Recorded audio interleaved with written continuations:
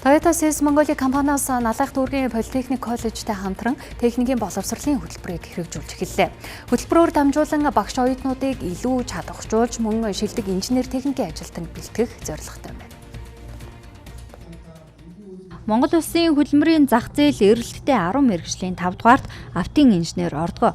Тэгвэл чадварлаг мэргэжилтэн инженерүүдийг бэлтгэхийн тулд сургалтын орчин нөхцөл чухал нөлөөтэй. Налах дүүргийн Политехник коллежийг жилд автын чиглэлээр 25 оюутан төгсдөг байна.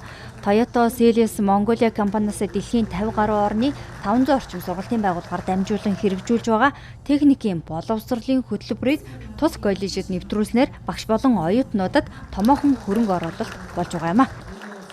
Монголд Toyota-гийн үн чирэгдэх чих байдаг. Монголд явж байгаа нийт автомашины 80 гаруй хувь нь Toyota-гийнх. Мөн Toyota болон бусад засварын төвүүд олон байдаг. Тэдгээр засварын төвүүдэд ажиллаж байгаа механикч болон засварчин бүр мэргэжлийн ур чадвар өндөр байх нь эргээд монголчуудын аюулгүй байдалд чухал өр нөлөөтэй. Тиймээс Toyota-гийн боловсролын хөтөлбөрийг хэрэгжүүлж байна. Налах дүүргийн Политехник коллежид энэхүү хөтөлбөрийг хэрэгжүүлэхэд ашиглагдах Cruze 20 маркийн автомашиныг бэлгэллээ. Мөн хөтөлбөрийн хүрээнд кузов засварын ангийг нээж багш болон оюутнуудын ур чадварыг нэмэгдүүлэхээр зорж байна. ТТ хөтөлбөр бол дээд боловсрол дээр бол механик инженерийн сургууль буюу шинжилгээний технологийн сургууль дээр хэрэгжиж байгаа. Мэргэжлийн боловсролын салбарт бол Налах дүүрэг Политехник коллежтэйгээр анх удаага хэрэгжиж байгаа ийм онцлогтой.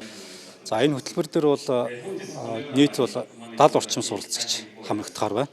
Тэгэхээр яг ийм дэлхийн хэмжээнд бэлтгэгдсэн чадвартай ийм нарийн мэргэжлийн мэргэжилтнүүдийг бэлтснээр манай Налах дүүргийн хөгжилд ч цаашлаад Монгол улсын хөгжилд ч маш том хувь нэмэр оруулна гэж бодож байна. Тэгээ манай Налах дүүрэг дотор Налахын хүүхдүүд төрж өссөн нутагта дэлхийн хэмжээний Toyota-гийн албан ёсны ийм инженер техникийн ажилтнууд болох нарийн мэргэжлийн хүний нөөц болгож бэлтгэж байгаа манай хүүхдүүд ч илүү их баяртай байна гэж бодож байна.